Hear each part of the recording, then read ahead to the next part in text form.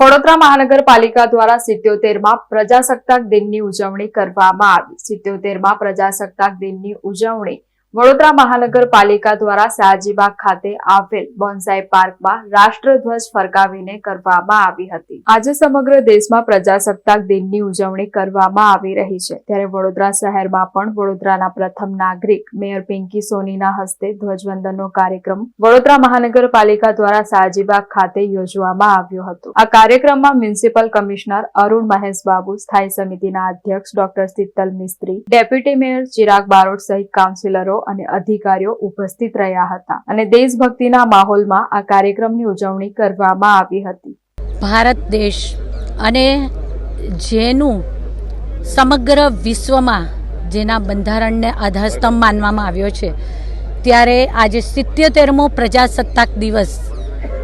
આદરણીય વડાપ્રધાન શ્રી નરેન્દ્રભાઈ મોદીજીના શીર્ષસ્થ નેતૃત્વમાં આજે સમગ્ર દેશ વિકાસની ક્ષિતિજો સર કરી રહ્યો છે, ત્યારે વડોદરા મહાનગરપાલિકા દ્વારા પણ સંયુક્ત પ્રયાસો થકી વડોદરા શહેરના વિકાસની ગતિને તેજ બનાવવા માટે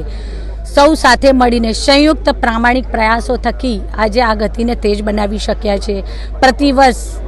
26મી જાન્યુઆરીએ પ્રજાસત્તાક દિવસ નિમિત્તે ધ્વજવંદનના કાર્યક્રમનું આયોજન વડોદરા મહાનગરપાલિકા દ્વારા કરવામાં આવતું હોય છે। વડોદરા શહેરના શ્રીમંત રાજવી સર સયાજીરાવ ગાયકવાડજી દ્વારા વડોદરા શહેરને આપવામાં આવેલું એક ઉત્તમ અનુપમ નજરાણું એટલે કે સયાજીબાગ, આજે આ સયાજીબાગ ખાતે વડોદરા મહાનગરપાલિકા દ્વારા 77માં પ્રજાસત્તાક દિવસની ઉજવણી નિમિત્તે ધ્વજવંદનના કાર્યક્રમનું આયોજન કરવામાં આવ્યું હતું, જેમાં સ્ટેન્ડિંગ સમિતિના ચેરમેન શ્રી ડોક્ટર શીતલ મિસ્ત્રી, ડેપ્યુટી મેયર શ્રી ચિરાગભાઈ, સાથી પક્ષના નેતા શ્રી ચંદ્રકાંતભાઈ, મારા સૌ સાથી સભાસદશ્રીઓ, આ વિસ્તારમાં આ ગાર્ડનમાં આવતા મોર્નિંગ વોકર્સ, આપણે સૌ જાણીએ છીએ તેમ બાળ મેળાનું આયોજન છે, ત્યારે બાળ મેળાના જે આવેલા મહેમાનો છે,